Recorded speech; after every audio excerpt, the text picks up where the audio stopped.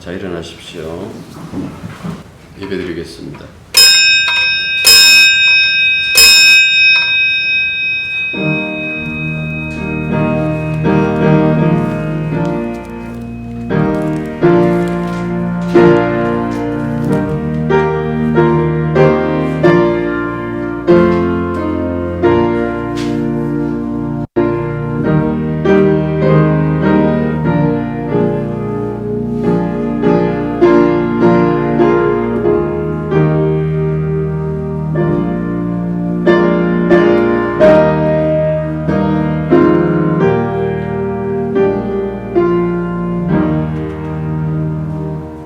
그가의 근세에서 하나님 아들의 나라로 옮겨진 자들이 함께 모여 이 시간 예배드릴 때에 하늘의 하나님께서 함께하여 주시사 우리가 주 안에서 온전히 하나님께 영광 돌리는 그 예배를 드릴 수 있도록 도와주시기만 간절히 바라옵나이다. 이 시간 세상의 모든 시간은 그치고 오직 하나님의 시간이 되어 온전히 그 말씀이 온전히 살아있고 하나님의 사랑이 살아있는 그런 예배가 될 수 있도록 주님 역사하여 주시옵소서. 예배의 처음과 마지막 그 순간까지 주의 영이 함께하여 주시사 영으로 드리는 그 예배가 되게 주여 역사하여 주옵소서. 예수님 이름으로 기도드립니다. 자, 말씀 보십니다. 아모스 7장 7절부터 7장 마지막 절까지 17절까지 읽겠습니다. 또 내게 보이신 것이 이러하니라. 다림줄을 가지고 산 담 곁에 주께서 손에 다름질을 잡고 서셨더니 여호와께서 내게 이르시되 아모스야 내가 무엇을 보느냐. 내가 대답하되 다림줄이니이다. 주께서 이르시되 내가 다림줄을 내 백성 이스라엘 가운데 두고 다시는 용서하지 아니하리니 이삭의 산당들이 황폐되며 이스라엘의 성소들이 파괴될 것이라. 내가 일어나 칼로 여로보암의 집을 치리라 하시니라. 이스라엘 왕 여로보암에게 보내어 이스라엘 족속 중에 아모스가 왕을 요구하나니 그 모든 말을 이 땅이 견딜 수 없나이다. 아모스가 말하기를 여로보암은 칼에 죽겠고 이스라엘은 반드시 사로잡혀 그 땅에서 떠나겠다 하나이다. 아모스가 또 아모스에게 이르되 성전에 너는 내가 하여서 거기에서 사람들을 보며 거기에서나 예언하고 다시는 베델에서 예언하지 말라. 이는 왕의 성소여 나라의 궁궐임이니라. 아모스가 다시에 대답하되 나는 선지자이며 선지자의 앞으로 가느니라. 나는 목자요 공감을 제재할 자로서 양떼를 따를 때에 여호와께서 나를 데려다가 여호와께서 내게 이르시기를 가서 내 백성 이스라엘에게 예언하라 하셨나니 이제는 너는 여호와의 말씀을 들을지어다. 내가 이르기를 이스라엘을 위하여 예언하시며 이스라엘의 집을 향하여 경고하지 말라 하므로 다 같이요. 여호와께서 이와 같이 말씀하시기를 내 아내는 성읍 가운데서 창녀가 될 것이요 내 자식들은 칼에 엎드러지며 내 땅은 측량하여 나누어질 것이며 너는 더러운 땅에서 죽을 것이요 이스라엘은 반드시 사로잡혀 그의 땅에서 떠나리라 하셨느니라. 골로새서 1장 10절부터 14절까지입니다. 주께서 합당하게 행하여 범사에 기쁘시게 하고 모든 선한 일에 열매를 맺게 하시며 하나님을 아는 것에 자라게 하시고 그의 영광의 힘을 따라 모든 능력으로 응하게 하시며 기쁨으로 모든 능력과 오래를 정리하게 하시고 우리로 하여금 빛 가운데서 성도의 기업의 부분을 얻기에 합당하게 하신 아버지께 감사하게 하시기를 원하노라. 그가 우리를 영광의 빛에서 건져내사 그의 사랑의 아들을 옮기셨으니 다 같이요. 그 아들 안에서 우리가 속량 곧 죄사함을 얻었도다. 아멘.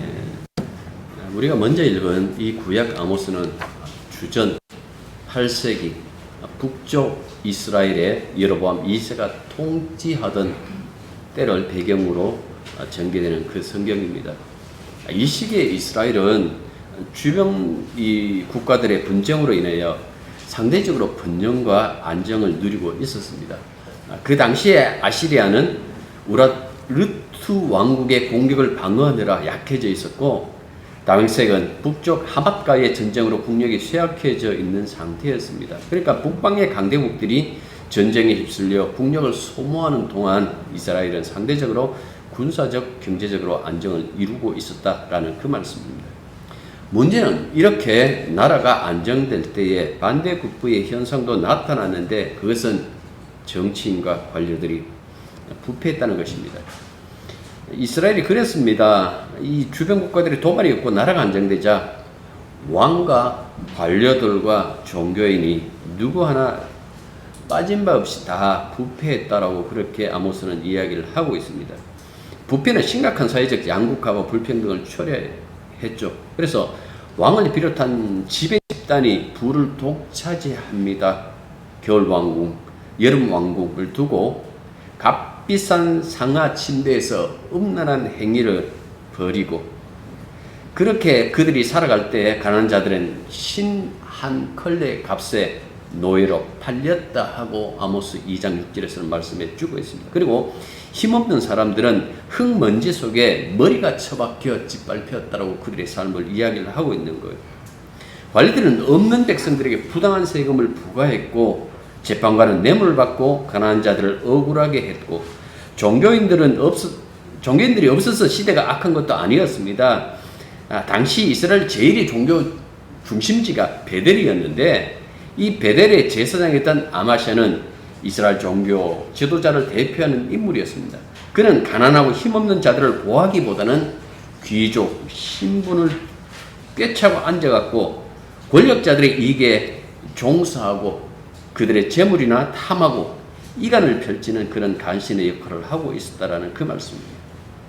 그런 그를 하나님은 더 이상 볼 수가 없어서 뽕나무라고 했는데 돌감람나무라고 이렇게 생각하시면 되겠습니다.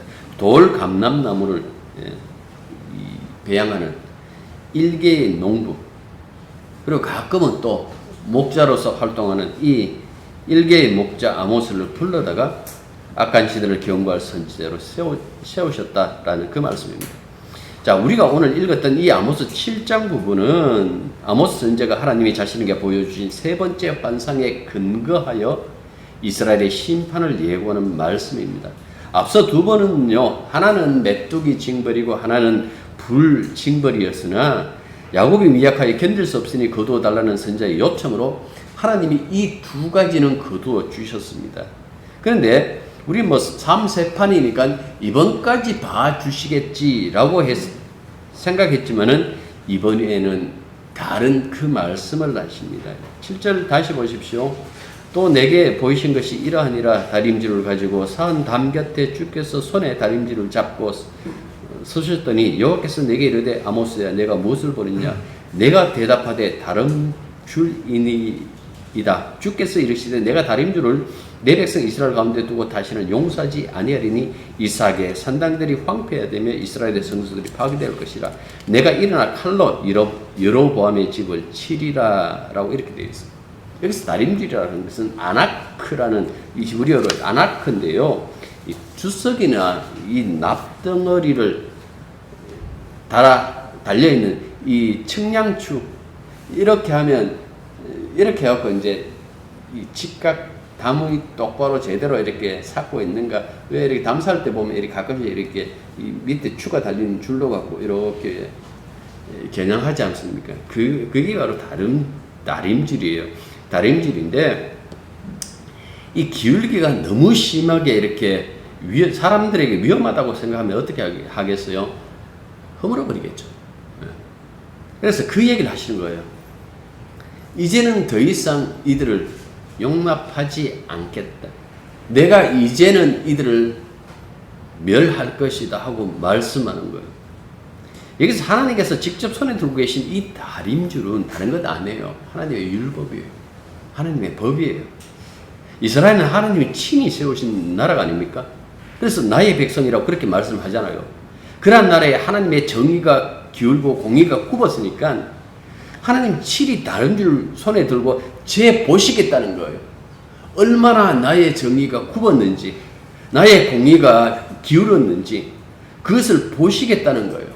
그 기울기가 회복될 만큼의 기울기인지 아니면 회복되지 못할 만큼, 이제는 무너뜨려야 될 만큼 그렇게 기울어졌는 것인지 그것을 친히 판단하시겠다라고 그렇게 말씀하시는 거예요. 누구 봐도 하나님께서 직접 하시니까 이거는 정말 공정하게 공평하게 일을 집행하시겠지.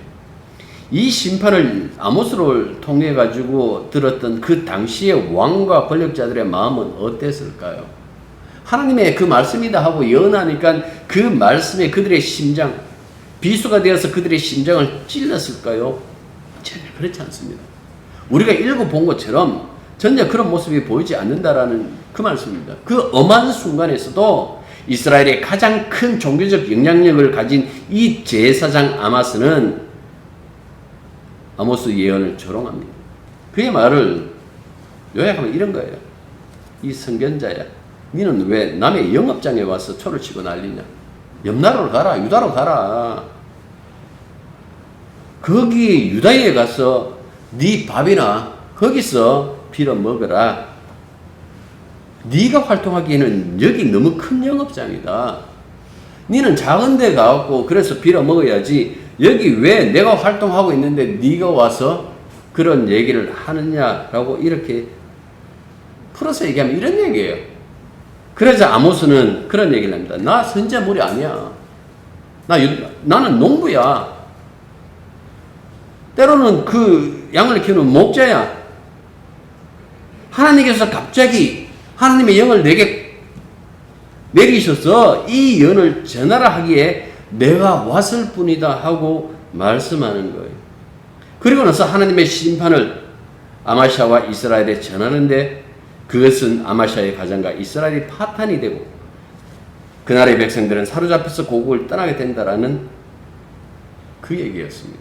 여러분도 다 아시는 것처럼 북조 이스라엘은 다시 회복하지 못합니다.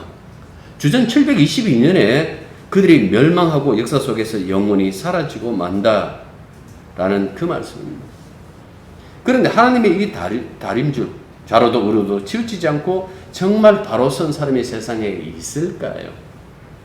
여러분들 생각은 어떻습니까? 이런 사람이 있을까요? 없습니다. 그런 사람이 없다는 것은 구원에 마땅한 인간이 없습니다. 그런데 이 신약의 나라로 옮기셨으니 그 아들 안에서 우리가 속량 곧 죄 사함을 얻었도다 하고 그렇게 말씀하고 있어요.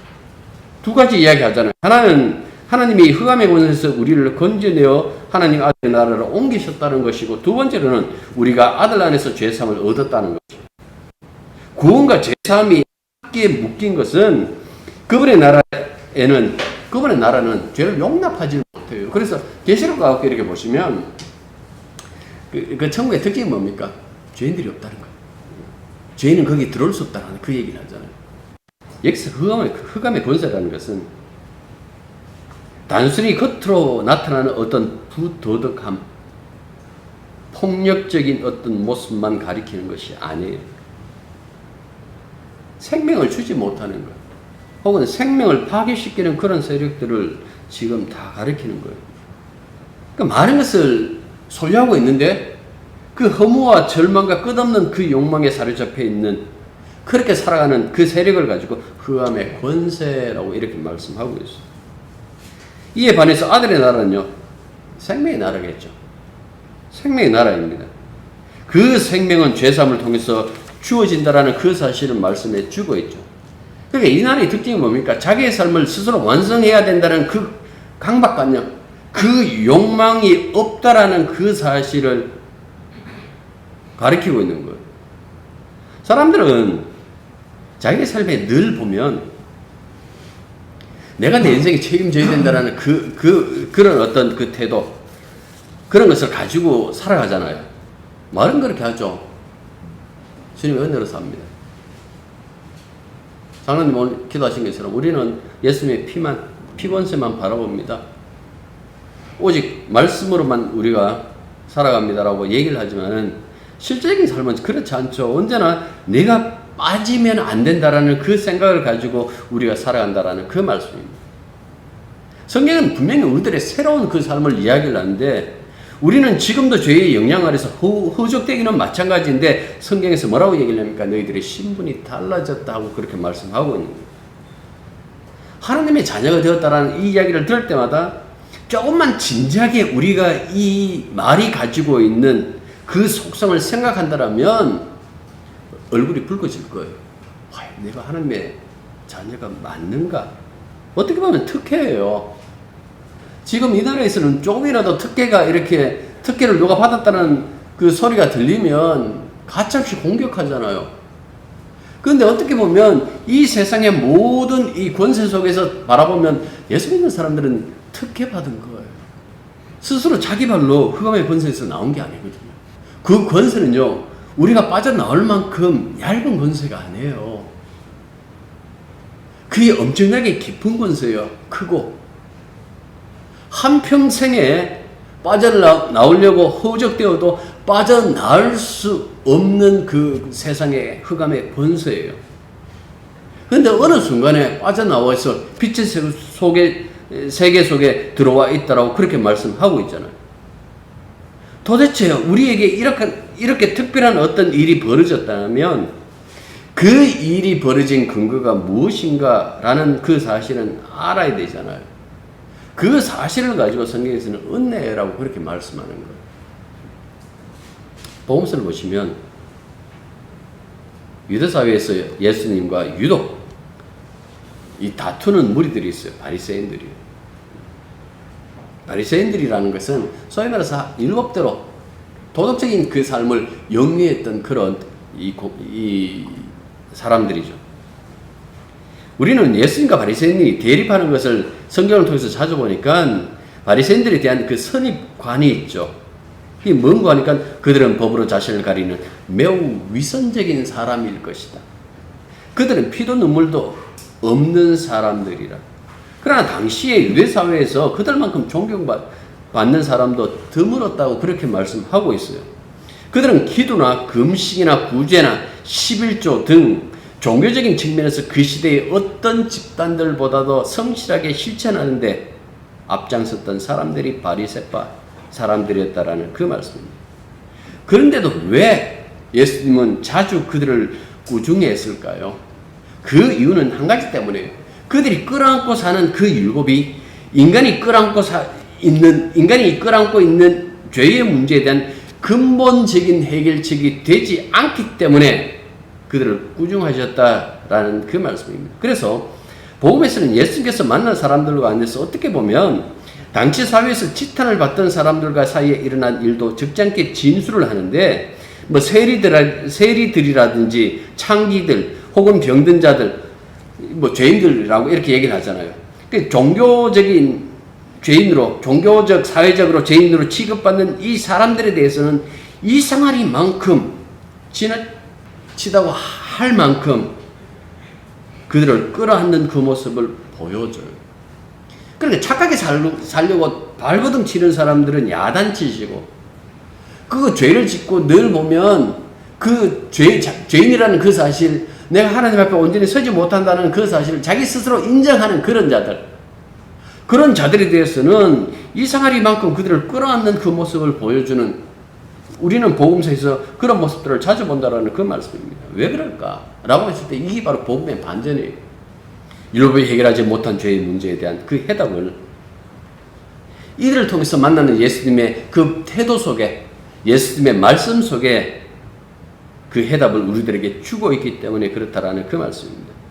누가복음 7장 36절부터 50절 보면 바리새인과 죄인이 함께 등장하는 이야기를 우리들에게 진술하고 있습니다.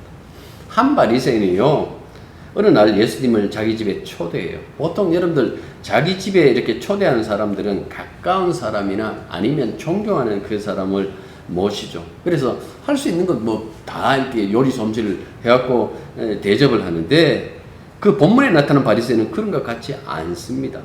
웬만하니까 정작 예수님을 자기 집에 초대해놓고는 손님처럼 정말 존중하는 그 마음으로 정답게 맞이하고 하지 않았기 때문에 그렇다라는 그 말씀입니다. 어떻게 보면 이 초대받고 간 사람이 뭐 거북스러울 만큼 시큰둥하게 불러놓고는 그냥 이렇게 그냥 시큰둥하게 대하는 그 태도를 보였다라는 그 말씀입니다. 나중에 예수님이 그에게 지적하는 말에 따르면 이 바리새인은 관례였어요. 하나의 관례인데 그게 뭔가 그러니까 손님이 오면 발 씻을 수 있는 그 물을 내어놓는 것.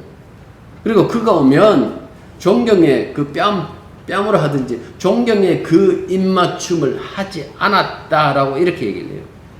예수님의 말씀에 따르면 이 바리새인은 예수님을 존경해서 초대한 것 아니에요. 왜 초대했을까? 쉽게 말하면 간보겠다는 거예요. 사람들이 막 연설하니까 도대체 이 사람이 누군가? 내가 이 사람과 함께 했을 때에 내게 도움이 될까? 이 사람은 과연 우리가 추구하는 그 도덕적인 그 삶을 이 사람도 따르고 있는가? 그 간보겠다는 거죠. 때마침 그 동네에서 모르는 사람이 없을 만큼 죄를 짓고 살아가던 한 여인이 불쑥 예수님 앞에 나타나죠.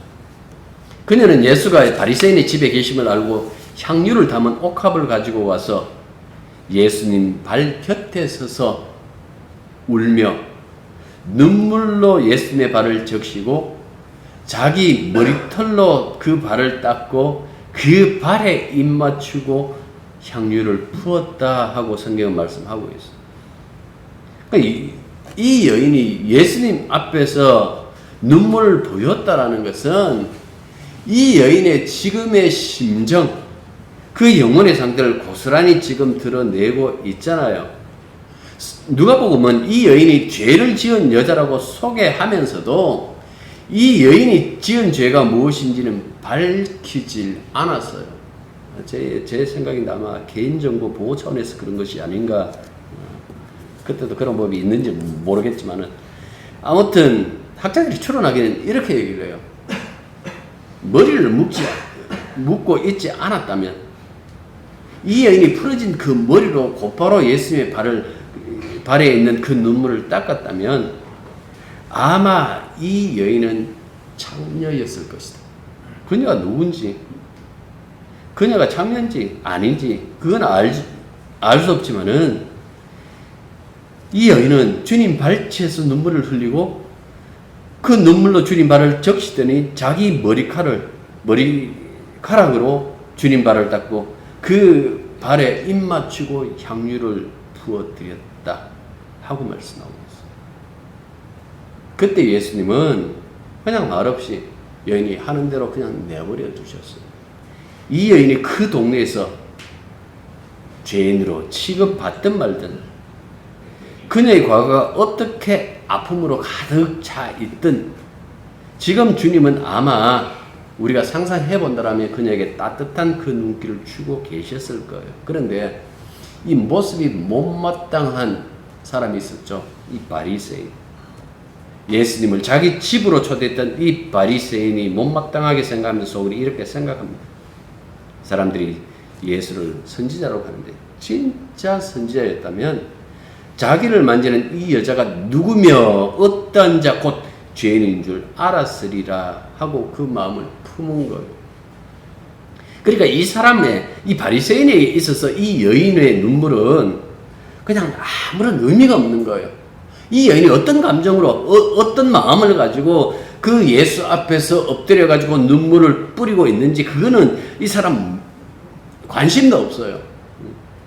다만 나와 다른 그 인생, 나하고 다른 인생을 지금까지 살아왔던 이 죄인, 누구나 손가락질 하면서 누구도 그 인생을 옳다고 인정하지 않는 그렇게 살아왔던 그녀, 그런 그녀의 행동이라면 예수가 선지자고 그렇다면 거부해야 되는 것은 아닐까? 자기 눈에 여자가 싫으니까요, 예수님도 싫은 거예요. 그래서 속마음으로 그렇게 얘기를 하는 거예요.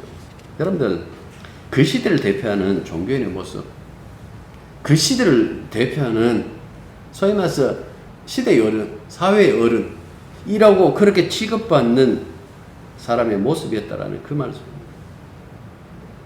성경 계속 이야기를 하죠. 이미 그의 속을 아신 주님께서 이런 얘기를 합니다. 시몬, 이름이 시몬이래요. 내가 내게 이럴 말이 있다. 그리고 비유하시죠. 50데나리온, 500데나리온 그 얘기 하시는데 그 비유를 하시면서 이런 얘기를 합니다. 그녀가 너보다 더 많은 죄를 지어서 나를 더 사랑한다라는 그 말씀으로, 그래, 네 생각대로 하면 이 여자는 더 큰 죄를 지어서 나를 더 사랑하는구나. 이 얘기를 하시는 것은요, 소위 예수님을 청빙해 놓고 자기 집에 초대해 놓고 간만 보고 있는 이 바리새인 시몬을 까는 말씀이에요. 그리고 그 여인에게 복된 소리를 하시죠. 내 죄사함을 받았느냐. 내 죄사함을 받았느냐 하니까 또 그 현장에서 난리가 난 거예요. 사람들이 속으로 놀라서 수근수근거리죠. 자기가 뭐라고 죄까지 용서한다는 말이냐. 그 말을, 그 생각을 아신 주님께서는 이렇게 얘기를 합니다. 내 믿음이 너를 구원하였으니 평안히 가라. 그 죄 용서의 구원까지 이분이 누구시길래? 아마 이 여인은 성경에서 지정한 것처럼 평생을 잘못 살아왔을 거예요. 성경이 이 여인이 살아왔던 그 과거의 삶에 대해서 옹호하고 있는 건 아니에요. 분명히 성경에서 지적하는 것처럼 죄인의 삶 맞아요. 그건 분명히 그녀가 잘못 살아온 삶이에요. 그런데 딱 한 번 그 인생에서 잘한 일이 있는데 예수님을 찾아간 것. 예수님을 찾아간 것. 이 한 번의 만남으로 그녀는 죄 용서와 구원의 은혜를 한꺼번에 입습니다. 여러분들, 이것이 바로 복음이 가지고 있는 반전이에요. 성경은 구약이든 신약이든 이 이야기 하고 싶은 거예요. 그녀와 같은 경험을 한 사도 바울도 이렇게 말하죠. 갈라디아서 2장 10절 보면 사람이 의롭게 되는 것은 율법의 행위로 말미암음이 아니요. 이분은 충분히 그렇게 할 만큼 율법에 치밀했던 자였잖아요. 그렇게 한동안 살던 이 사도 바울이, 예수를 부르고 난 다음에 사도가 된 이 바울이 이 얘기를 하는 거예요. 사람이 의롭게 되는 것은 율법의 행위로 말미암이 아니에요. 그 다음에 뭐라고 얘기를 하는가 하니까 오직 예수 그리스도를 믿음으로 말미암은 줄 알므로 우리도 그리스도 예수를 믿나니 라고 이렇게 얘기를 했어요. 여러분들, 이 말씀을 새겨 들어야 됩니다. 이 말씀이 뭘까요? 예수 믿고 사십시오. 그 얘기입니까? 아니에요. 바울이 말하고자 하는 이 핵심, 갈라디아서의 핵심은 뭔가니까 여러분들 자신으로 살지 마십시오. 이 이야기예요. 여러분들 예수로 사십시오. 그 유명한 갈라디아서 2장 20절에 그 말씀도 있잖아요. 16절이고 20절에 가면 그 얘기를 하죠. 그래도 예수 안에서 우리는 죽었다. 우리 내 안에 사는 건 예수님의 생명이다. 사도 바울은 그 얘기를 하고 싶은 거예요. 이제부터 여러분들은 나 아닌 예수님으로 사는 인생들입니다 하고 지금 말씀하고 있는 거예요. 바울에 따르면 기독교인의 삶은 세상 사람들의 삶과 완전히 다른 길을 가는 것이다라고 그렇게 끊임없이 말씀해요. 도대체 그것이 구체적으로 무엇을 가리키는 것일까요? 예수 믿는다고 해서 우리의 삶의 근본이 실질적으로 바뀐 것인가요? 그것도 아니에요. 여러분들 이 점을 깊게 생각하시든지 아니면 가볍게 가시든지 간에 사도 바울은 뭐라고 얘기를 합니까? 오늘 우리가 읽었던 골로새서 1장 13절에서 14절을 통해 가지고 그리스도인의 존재론적 신분이 완전히 달라졌다 하고 얘기를 하잖아요. 그 암의 권세에서 꺼내서 아들의 나라로, 그 아들 안에서 죄 용서되었다라고 그렇게 말씀하고 있는 거예요. 우리가 하나님 아들 안에서 죄 사함을 얻었다라는 것은 예수 그리스도가 생명이니 이제 다른 방식으로 생명을 얻을 노력을 하지 않아도 된다라는 그 뜻이에요. 진리를 만난 사람들은 더 이상 다른 데서 진리를 찾지 않아요. 불교에서도 그 얘기 있다 그랬잖아요. 도노 돈수하고 도노 점수하고. 깨달으면 한순간에 오는가? 아니면 점점 채워가야 되는가? 진짜 진리를 깨달으면 다른 데서 진리를 찾지 않아요. 그건 구약에서도 얘기하잖아요. 진정한 사랑하는 그 사람을 만나면 더 이상 다른 이에게 마음을 빼앗기지 않습니다.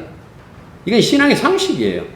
문제는 이렇게 말씀했는데도 불구하고 이 복음을 제대로 받아들이지 못하는 데 있다라는 그 말씀입니다.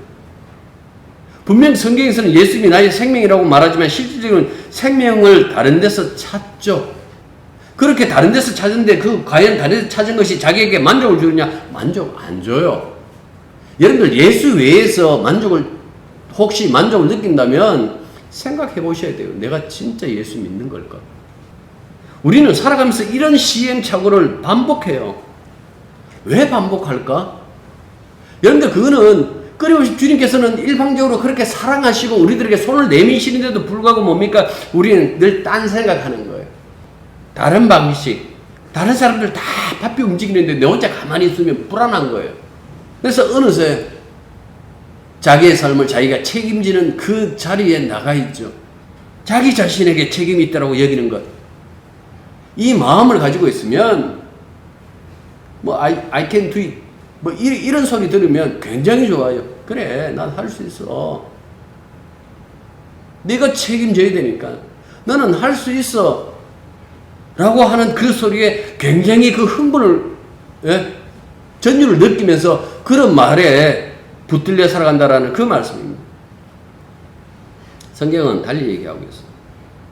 한 번도 생명의 주인 네 자신에게 생명을 준 자도 나지만은 그렇다고 그 주인이라고 너에게 생명의 주인이라고 한 적 없다라는 이야기. 그래 죽죠.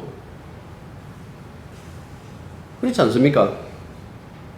성경은 생명의 주인이 하나님이라고 이렇게 말씀하고 있어요. 우리의 생명, 우리의 삶은 하나님으로부터 주어진 거예요. 우리가 창조하고 만든 것이 아니다라는 그 말씀입니다. 따라서 생명은 우리가 아니라 하나님에 의해서 유지되고 완성된다라는 그 말씀이죠.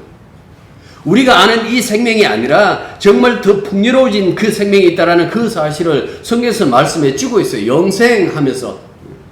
이 영생이라는 것은 지금의 생명의 유한이 그냥 계속해서 끝까지 가는 것이 아니라 그랬잖아요. 전혀 지금과 질이 다른 그 생명이 우리들에게 주어진다라고 말씀했잖아요. 이런 생명이 있더라면 하나님 안에서 그분을 의지하고 그분을 바라보는 것이 우리들의 몫인데도 진짜 우리에게 필요한 것은요, 신뢰하는 거예요.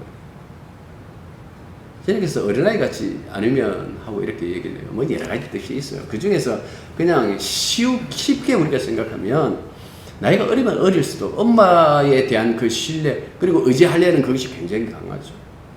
엄마의 품을 떠나면 막 애들이 울잖아요. 어느 시기가 되면 어느 개월쯤 되면.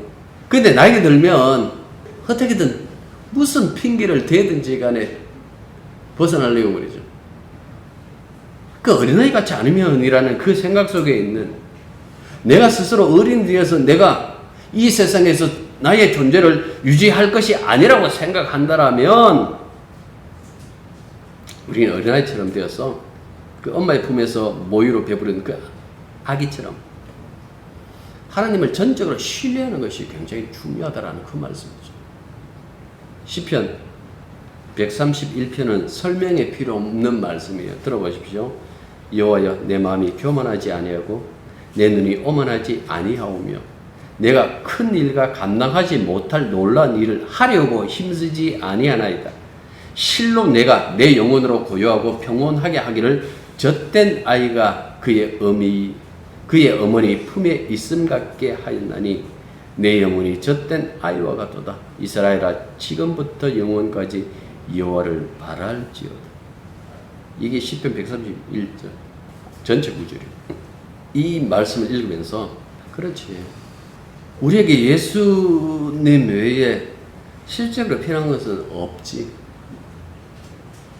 궁극적으로 인간이 구원을 생각한다면 예수님만이 필요하지라고 이렇게 생각하시는 분이 계시다면 뭐 다 생각하시겠지만 그 바울이 말한 대로 흑암의 권세에서 이미 하나님 나라로 옮겨진 사람이다 라고 말씀하고 있습니다. 그래서 바울은 이전과는 전혀 새로운 삶, 어둠에서 빛으로 나오는 그 삶을 가르쳐 뭐라고 얘기를 합니까? 우리가 읽었던 골로새서는 하나님이 사랑하는 바로 아들의 나라라고 이렇게 얘기를 했어요. 그러니까 아들은 예수 그리스도, 그 예수님의 권세, 예수님의 그 통치 아래에 살아가는 그 그리스도의 그 삶, 그 삶은 흑암의 권세를 따라가는 삶이 아니라 빛의 세상, 의의 세상, 생명이 가득한 그 세상, 게 옮겨졌다라는 그 말이고요. 삶의 모양이 약간 바뀌었다라는 것이 아니라 그 삶의 중심이 완전히 바뀌었다라는 그 의미예요. 그래서 바울 사도는 또 이렇게도 말합니다. 우리 중에서 누구든지 자기를 위하여 사는 자가 없고 자기를 위하여 죽는 자도 없도다. 우리가 살아도 주를 위하여 살고 죽어도 주를 위하여 죽나니 그러므로 사나 죽으나 우리가 취해 보이시로다. 무슨 말씀입니까? 내가 무엇을 하든지 간에 이제는 예수의 생명으로 사는 사람이다라는 그 얘기예요. 그 삶에서 이제 벗어날 수 없다라는 그 얘기예요.